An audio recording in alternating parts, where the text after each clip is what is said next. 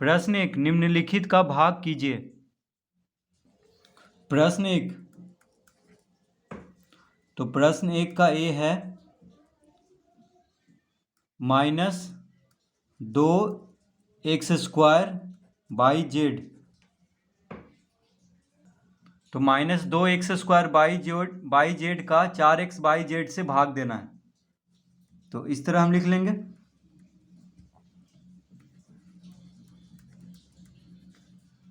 ठीक है, तो -2x² बाई जेड को किससे भाग देना है? 4x बाई जेड से। तो लिखा हुआ है प्रश्न में कि -2x² बाई जेड का 4x बाई जेड से भाग दीजिए। तो भाग का चिन्ह दे देंगे यहाँ पे। किससे भाग देना है? तो 4x बाई जेड से। तो इसको हम इस तरह लिख सकते हैं, -2x² बाई जेड बटा 4x बाई जेड। तो इस तरह इसको हम लिख सकते हैं।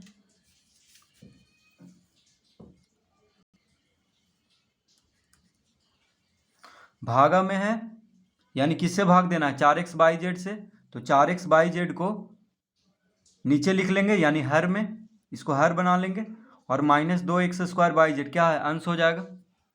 तो जिससे भाग दिया जाता है उसको नीचे लिखते हैं। अब इसको हम इस तरह लिख सकते हैं, देखिए -2x² है। ठीक है, क्या है? x² है। तो x² को हम क्या लिख सकते हैं? x Guna x Guna by Z. इस तरह हम लिख सकते हैं इसको। देखिए x² है तो x गुना x लिख सकते हैं, -2x Guna x Guna by Z. तो x का घात 2 है, इसीलिए 2 बार इसको हम गुना किए हैं।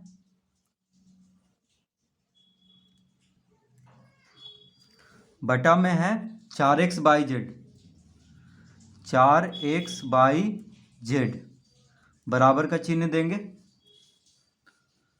तो x से x खत्म हो जाएगा, z से z को काट देंगे, क्योंकि देखिए गुना में है ऊपर और ये भागा में है यानी बटा में है, तो इससे हम काट सकते हैं। बाई से बाई काट लेंगे। ठीक है, माइनस ये 2 से 4 कट जाएगा 2 बार में। तो इसका उत्तर क्या आ गया? तो इसका उत्तर आ गया है, देखिए ऊपर कुछ नहीं बचा तो x है, ऊपर कुछ नहीं है तो x है। तो इसका उत्तर हो गया x बटा 2। और माइनस है, देखिए माइनस का चिन्ह है तो माइनस का चिन्ह यहाँ पे दे देंगे, यानी -x बटा 2 इसका उत्तर होगा। ये बराबर का चिन्ह है। क्या उत्तर होगा? -x बटा 2, क्योंकि x बाई जेड ये तीनों कट चुका है। देखिए x बाई जेड है यहाँ पे, और 2 से 4 काटे हैं 2 बार में। तो अंश में क्या बचा? सिर्फ x बचा है और माइनस है, तो -x, तो -x बटा 2। या इसको इस तरह से भी लिख सकते हैं, देखिए इसको हम इस तरह से भी लिख सकते हैं, -1 बटा 2x। ठीक है, तो इस तरह से भी इसको लिख सकते हैं, नहीं तो -1 बटा 2x। देखिए x से गुना होके x हो जाएगा, तो यही चीज़ इस तरह भी लिख सकते हैं। तो दोनों सही होगा, ये भी सही होगा और ये भी सही होगा, तो किसी तरह भी इसको लिख सकते हैं। तो इस तरह प्रश्न पहला का ए हल कर लेंगे।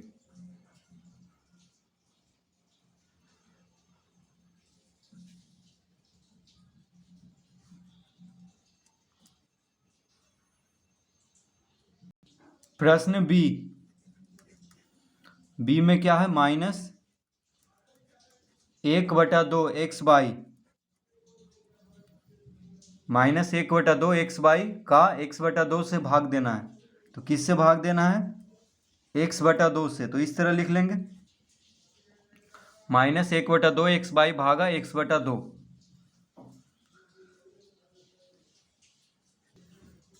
अब देखिए इसको हम इस तरह लिख सकते हैं, -1/2 एक्स बाई गुना 2/x।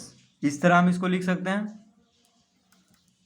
ठीक है, बटा में लिखें या गुना लिख करके x/2 को 2/x लिख दें, एक ही बात है। ठीक है, तो भाग को हम क्या किए हैं, गुना में बदल दिए हैं। तो गुना में बदलते हैं, क्या हो जाएगा, x/2 का व्युत्क्रम, यानी जिससे भाग दे रहे हैं उसका व्युत्क्रम लिखना होगा। यानी जो अंश में है जिससे भाग दे रहे हैं उसका जो अंश में है वो हर में हो जाएगा, और जो हर में है वो अंश में हो जाएगा। ठीक है, तो इस तरह हम इसको लिख सकते हैं, भिन्न का भाग के जैसा। तो देखिए x से x कट गया, x से x कट गया, 2 से 2 कट गया। ठीक है, तिरछा काट सकते हैं गुना में।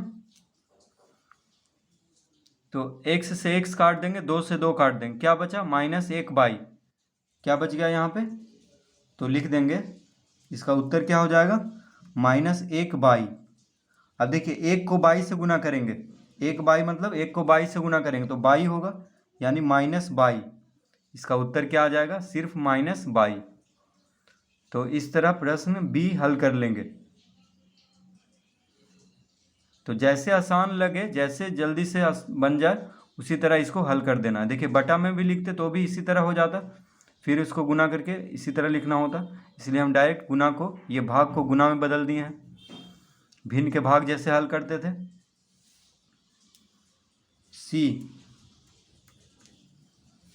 सी में क्या है, 3x² का घात 5 है। 3x² का घात 5 का किससे भाग देना है, तो भागा का चिन्ह देंगे, 9x² और पूरा पे घात है 3 से, पूरा पे घात 3 है, यानी इससे भाग देना है। तो 3x² और पूरा पे घात है 5 को किससे भाग देना है, 9x² पूरा पे घात 3 से। तो इसको कैसे हल करेंगे, तो इसको हम इस तरह लिख सकते हैं, देखिए 3 का घात 5 गुना x का घात 5 दूना 10 हो जाएगा, बटा यहाँ पे बराबर का चिन्ह देंगे बीच में, फिर 9 का घात 3 है। तो देखिए 9 को हम क्या लिख सकते हैं, 3 का घात 2, इस तरह लिख सकते हैं। 3 का वर्ग 9 होता है, तो 3 का घात 2 लिख लें 9 को, और फिर उस पर भी घात 3 है तो इस पर भी घात 3 दे देंगे, गुना x का घात, देखिए x का घात क्या हो जाएगा, 6। फिर से इसको समझते हैं, तो पूरा पे घात है 5 तो अलग अलग घात को करके लिख लेंगे, यानी 3 का घात 5 गुना x का घात, देखिए यहाँ पे 2 है यहाँ पे 5 है, तो ये दोनों गुना हो जाएगा क्योंकि घात पे घात है, तो x का घात 10 लिख लेंगे, और 3x² यानी गुना में है x 3 के साथ तो गुना का चिन्ह दे देंगे बीच में। उसी तरह यहाँ पे 9 किसका वर्ग है, 3 का, तो 3 का घात 2 लिख लेंगे। ठीक है, 9 को, और ये घात यहाँ पे दिया, देखिए पूरा पे घात 3 है तो ये 3 घात दे देंगे यहाँ पे। ठीक है, तो ये 9 को इस तरह से लिखें और पूरा पे घात है 3, इसको इस तरह से लिख लिए। अब x का घात 2 है और उस पर भी घात 3 है, तो घात पे घात रहता है तो क्या होता है, गुना हो जाता है, तो 3 दूना 6 हो जाएगा, यानी इस तरह हम लिख लेंगे। और भागा में है तो हम बटा में लिख सकते हैं इस तरह से, यानी जिससे भाग देना है उसको हम बटा में यानी नीचे लिख लेंगे। अब देखिए, अब ये हो जाएगा, तो इसको हम अब इस तरह से लिख लेंगे, 3 का घात 5 गुना x का घात 10 बटा, बराबर का चिन्ह देंगे। देखिए ऊपर में जो है उसको उसी तरह लिख देंगे, जैसे ऊपर में उसी तरह उसको लिख देंगे। अब बटा में जो है उसको हम इस तरह लिख लेंगे, देखिए 3 का घात 2 है और घात पे फिर पूरा पे घात है 3, यानी जब घात पे घात हो तो गुना कर लेते हैं घात को, यानी 3 पे घात 3 दूना 6 हो जाएगा, 3 पे घात 6 हो गया, गुना x पे घात हो जाएगा 6। तो इस तरह लिख लेंगे।